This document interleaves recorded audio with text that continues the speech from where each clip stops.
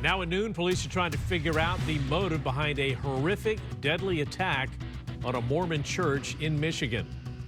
Thanks for joining us for the KTLA 5 News at noon. I'm Glenn Walker. And I'm Lou Parker. Meanwhile, we're learning more details about the shooter. KTLA 5 Samantha Cortese live now in our studio with the very latest on this developing story. Samantha?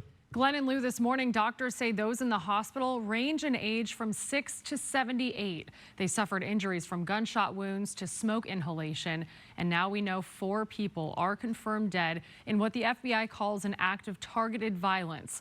Police say a man drove his truck into the side of a Church of Jesus Christ of Latter-day Saints about 60 miles north of Detroit in Grand Blanc Township, Michigan. Then they say he started shooting during service while setting the church on fire. They identified the man as 40-year-old Thomas Jacob Sanford, a Marine who served in Iraq and Japan. He was killed in a police shootout less than 10 minutes after the attack, according to authorities. This morning, authorities say no one remains in that church, but investigators still have a large perimeter around the building. We are also looking at the improvised explosive devices that were recovered during this investigation. ATF has brought in their national response team. This is a cadre of world-renowned investigators for arson and explosive incidents. Authorities did not get into details about the attacker. The Detroit Free Press spoke with a man who met the shooter and says he went on a tirade against the church, describing Mormons, an informal name for members of the Church of Jesus Christ of Latter-day Saints, as the Antichrist. The FBI says it has interviewed more than 100 people already. Authorities say people should stay alert in their communities, while the governor also cautions against assuming a motive. 53% of mass attacks leave a trail of clues leading up to them. And 2/3 of mass attackers elicited behavior that caused concerns. So we are asking our communities to stay vigilant. Speculation is unhelpful and it can be downright dangerous.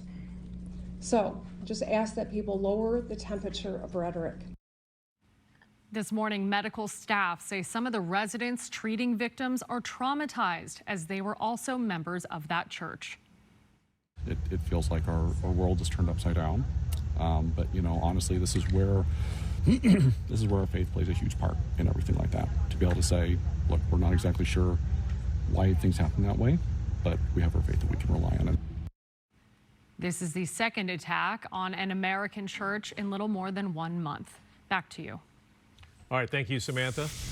Well, land on the Palos Verdes Peninsula is once again starting to shift. Homeowners on one street noticed a sizable slide over the weekend, which damaged several backyards. KTLA 5's Kimberly Chang live in Rancho Palos Verdes with more details.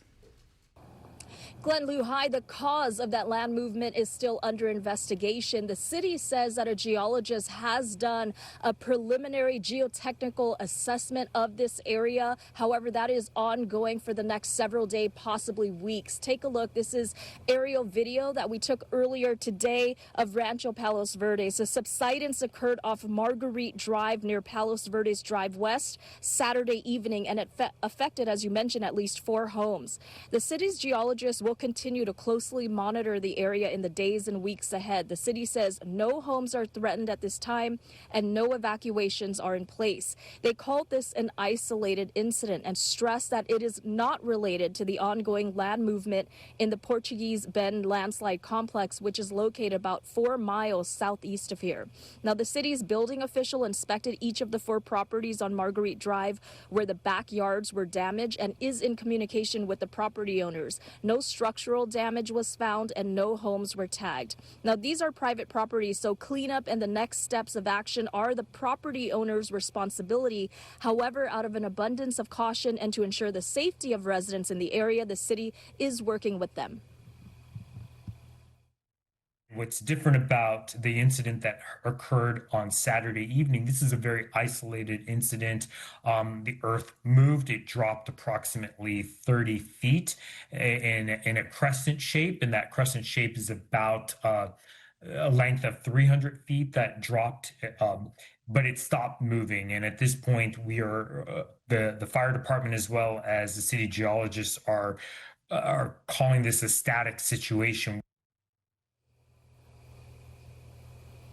Now, you heard him say there they have determined that right now this is a static situation. However, they are advising members of the public to avoid the shoreline area off of Marguerite Drive as the bluff settles. For now, reporting live in Rancho Palos Verdes, Sterling Chang, KTLA 5 News. All right. Well, Congress has reached a funding deal by tomorrow. Need to reach a funding deal by tomorrow at midnight, or the federal government will shut down. Republicans say that they want a short-term bill to fund the government at current spending levels for 7 weeks and time to work on a long-term deal. Democrats want an extension to health care tax credits that have been in place since the pandemic and expire by the end of this year. The White House is signaling the impasse may go on for some time. Press Secretary Caroline Leavitt says there's, quote, nothing to negotiate.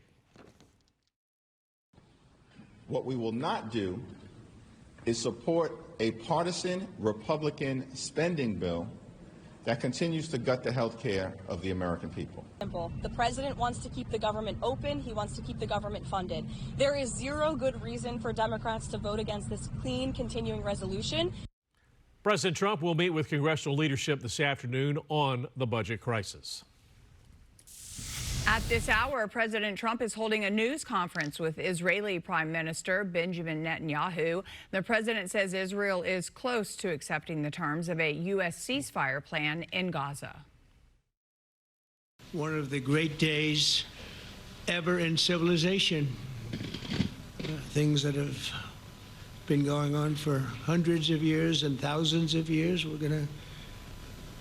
At least we're at a minimum very, very close, and I think we're beyond very close. The 21-point proposal calls for an immediate ceasefire, the release of all hostages held by Hamas within 48 hours, and a phased withdrawal of Israeli troops from Gaza. Israeli officials say gaps in that plan narrowed significantly during a meeting with the White House officials yesterday. Hamas would have to agree to the deal for it to actually be implemented. President Trump will join the meeting of top generals and admirals in Virginia on Tuesday, originally planned by Defense Secretary Pete Hegseth. The event is meant to show off the new military under Trump. Hegseth will highlight new readiness, fitness, and grooming standards for officers, emphasizing the warrior ethos. Trump calls it an opportunity to celebrate positive military achievements. The meeting comes days after the president deployed troops to Portland, while critics note the cost of flying hundreds of officers could reach millions. Tourism suffered here in L.A. this summer, down nearly 10% from the previous year. That is according to the latest numbers from the state's official tourism website, Visit California. January's wildfires, federal immigration raids, and President Trump's tariff policies scared off international visitors, especially Canadians.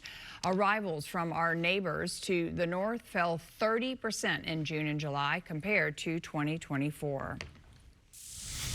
3, 2, 1, ignition and liftoff. Go SpaceX, go Starlink. The SpaceX Falcon 9 rocket once again lighting up the skies over Southern California last night. It launched from Vandenberg Space Force Base just after 7 p.m. The Starlink 1120 mission will be carrying 28 broadband satellites into low Earth orbit. I missed that, and I was so bummed. I was watching the Cowboys and the Packers battle it out. Oh, wait, who ended up winning that game? It was a tie. What? Yeah. Right? They both kicked field goal. In overtime. Oh, and at some point, you Dallas just got have the to ball. stop. They kicked a field goal. And then the other team. And the Packers kicked a field goal. I thought about you because I saw that it was in overtime, and then I didn't follow through. Great game, though. It was a great game, but a tie, Glenn? I know. mean, It's like, weird. you know what they say about ties? It's like kissing your sister. It's nice, but it doesn't count. Oh, Glenn. So random. You never heard that? No. Yeah, tie games are called sister kissers. Oh, man. At least they so didn't lose, though. is it basically like a wash? No, it's just it goes on their record as a tie. It's like, So it's like 1, 2, and 1. That's 1, their 2, and record 1. now. Okay. So, Okay. yeah, well, at least they didn't lose. That's all I'm saying. Exactly. All right, outside still seeing just a little bit of cloud coverage right now from our Long Beach camera off the coast, and a little bit of clouds here over the last hour still for the LA basin. It is 73 right now at LAX, 63 in Big Bear, 80 in Lancaster, and 77 in San Bernardino. And as far as those clouds, again, just a little bit remaining. That clears, so mostly sunny skies for us this afternoon. We will see some passing high clouds moving through, and just around sunset time, these beach communities will